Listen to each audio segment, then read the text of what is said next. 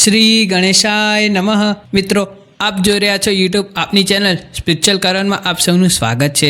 આજે આ વિડીયોમાં આપણે એકાદશીએ શું ન કરવું તે વિશે જાણીશું। જો આપને આ વિડીયો પસંદ આવે તો લાઇક કરજો, શેર કરજો અને આપ પહેલી વાર આ ચેનલ જોઈ રહ્યા છો તો સબસ્ક્રાઈબ કરજો, જેથી આવનાર નવા વિડીયોની માહિતી આપને તુરંત મળી શકે। ધન્યવાદ।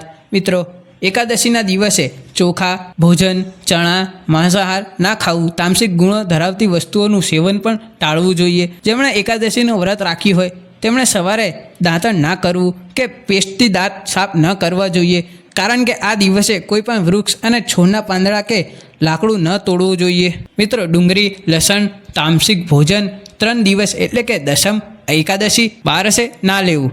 એકાદશી પર તુલસી પાન ના તોડવા, કારણ કે તુલસીમાં ભગવાન વિષ્ણુને અત્યંત પ્રિય છે।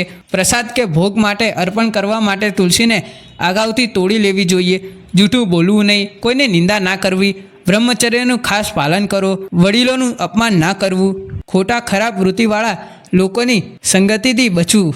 તો મિત્રો, મને આશા છે કે આપને આ વિડીયો જરૂરથી ગમ્યો હશે।